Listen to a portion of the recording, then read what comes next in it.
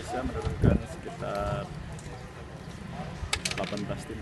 18 tim ya. Ya. Untuk targetnya sendiri apa di beban kita? Target medali emas.